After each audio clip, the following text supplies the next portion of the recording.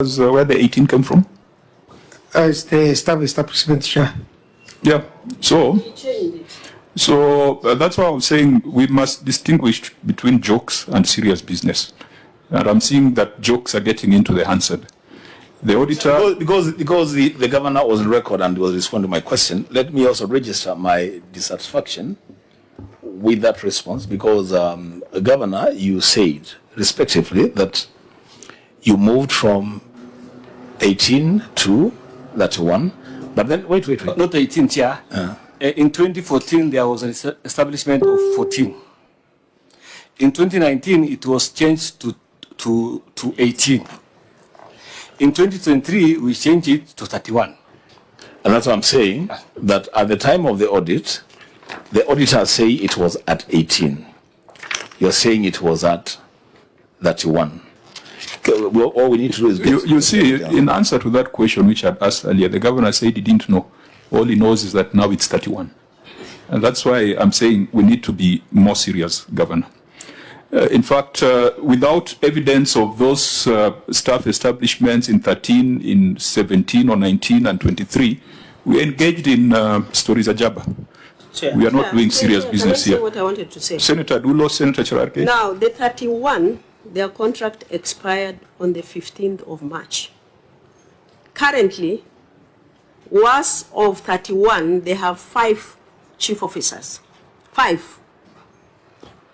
My question is, who is handling the docket of those chief officers who have left? Because if he says the law allows him to recruit as many numbers as he wants, 5 to deal with all the departments for the purpose of accountability, who is handling their budget up as far as accountability is concerned?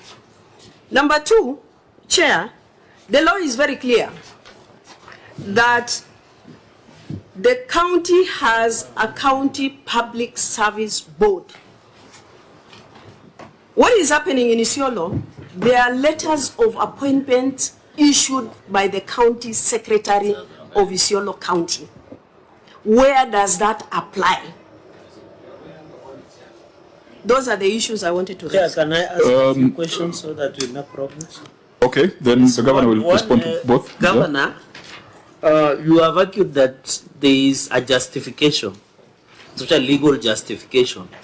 Can you pinpoint us, because under the County Government's Government Act, of course you have the power to appoint the chief officers after vetting by the County Public Service Board.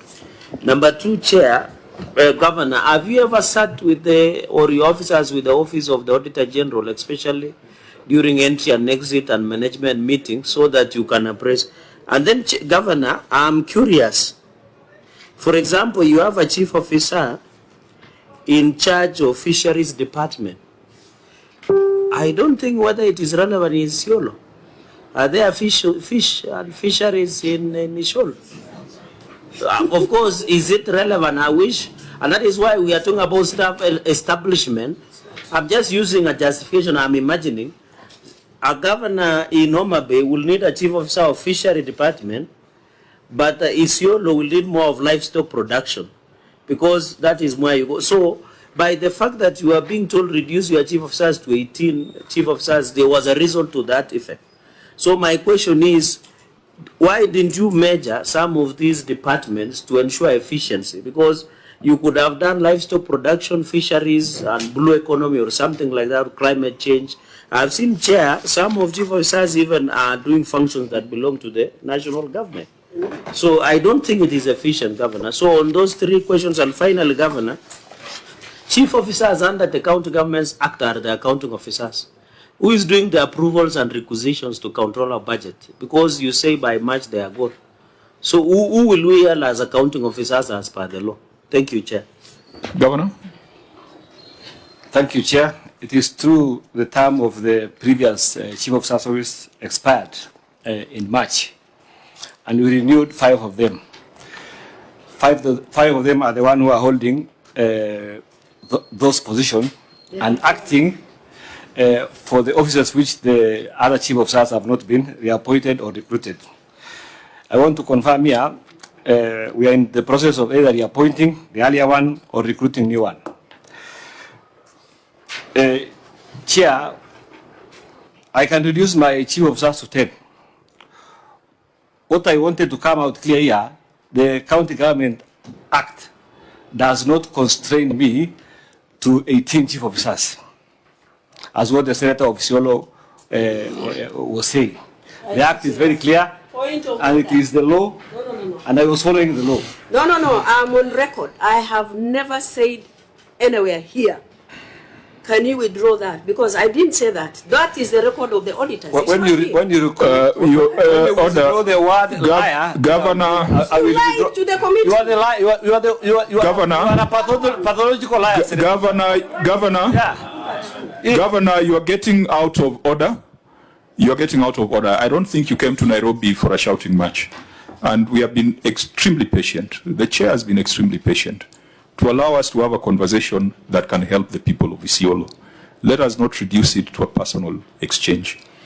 Whereas you say the law does not specify the number of chief officers, why is it that Isiolo has just 9 CCs while other counties have 10? Because it's specified in law, isn't it? In the constitution. And to have it is a third of the members of the county assembly. correct. And we have obliged just let me guide you. Because the same principle that has capped the number of CCs in proportion to the size of your assembly is the same principle that would apply even when it comes to chief officers. There is a principle. And even if it is not stated in black and white that you should have 10 chief officers, you know, one day you'll wake up and you'll have 100 chief officers. Is that effective utilization of public resources? It is our job that even if you did things in accordance with a gap in law, but we must ask whether it is effective.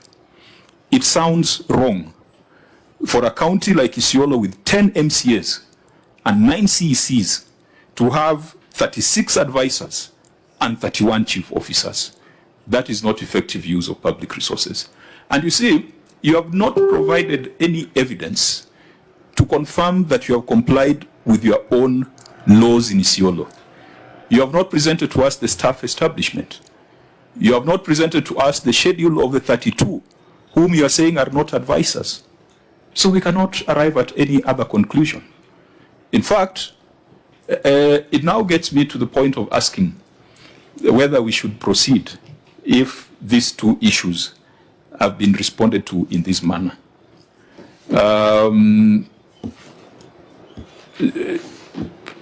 There could be one or two other issues, perhaps relating to projects, that we might want to have a preliminary conversation.